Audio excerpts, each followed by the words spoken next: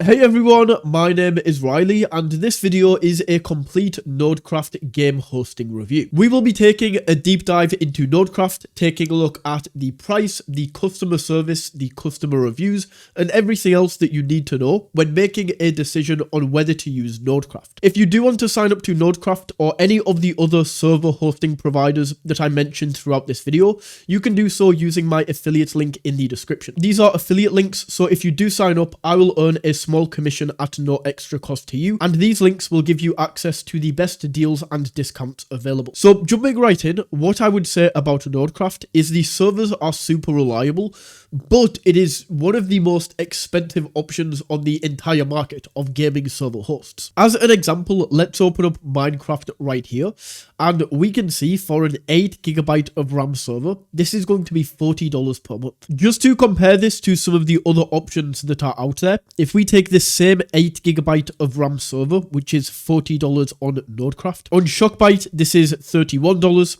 On Apex Hosting, this is going to be $27 per month. On Host Havoc, this is going to be $30 per month, as we can see right here. And then on Hostinger, which is the main hosting provider I recommend, this 8GB of RAM server is either $15 per month or $6.99 per month, depending on the term that you sign up for. So out of all of these options, out of all of these 5, NodeCraft is the most expensive. Now with this, although these servers are reliable and consistent, as we will see from the reviews later on, the actual specs that you get with NodeCraft are really nothing special.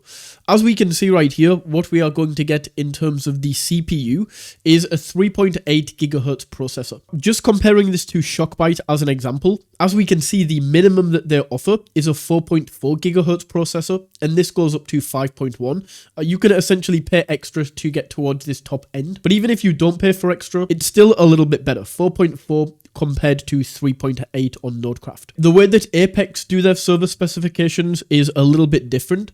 It basically goes off the location of the server, but as we can see, like 4.4, 4.7, 5 gigahertz. This one's pretty bad, 3.5. But basically, you can choose a server location where you have like 4.7, 4.7, and this is cheaper, and you're getting a better CPU and better hardware for that price. With that being said, it is not all doom and gloom for NodeCraft though, because look at this. Once you actually get the server up and running, even though the specs aren't as good, the customer reviews are absolutely fantastic because, as I mentioned earlier, these servers are super fast and they are super reliable. Often so, they are actually more reliable than some of the other options, even though they have better specs. So if we come down here, we can just see basically 5-star review after 5-star review. The servers work really well, super fast service, and this is actually something I want to touch on as well, but we will get into that in a second. Helpful and responded quickly. But as you can see, just 5-star review after 5-star review, so it is super fast and reliable. Just in comparison, if I compare this to something like Shockbyte, even though Shockbyte has better specs, the customer reviews are not as good over here at 4 stars. Now, if we just back out of this for a second and we go back to NodeCraft, this is something that I did want to touch on, is the ability to get through to live chat, or the ability to speak to somebody in terms of customer support. So the fact that their live chat is not 24/7, like some of the other options that we have, like Apex's live chat is 24/7, Hostinger's live chat is 24/7, but NodeCraft isn't. Now take this with a pinch of salt because it's currently 8 AM and I'm in the UK, so that makes it like 12 to 1 AM in the US. So you can kind of understand why they aren't online, but for the price, I think this should be 24/7 live chat support. NodeCraft also has a bunch of different servers. We can see all of the different servers that they have, and the way that you select the server which you want to be on is going to be where the majority of the people on your server are going to be.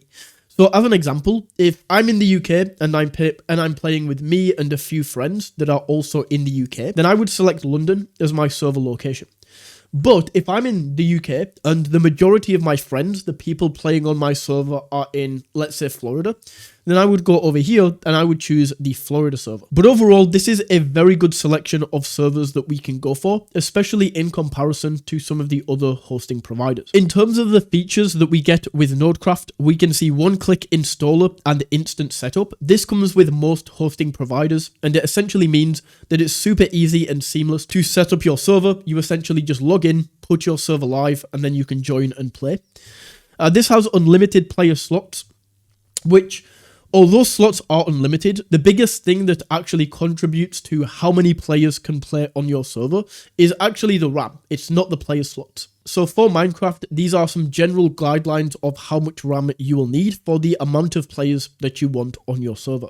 We also get full FTP file access. This essentially allows you to install mods onto the server. So if you want to mod your game, if you want to play modded Minecraft, you can do so on NodeCraft. You are also going to get DDoS protection with your server, and this is basically everything that you need. There is not really any other features that other server hosting providers offer that NodeCraft don't. So that is NodeCraft, but the best hosting provider by far, in my opinion, is Hostinger.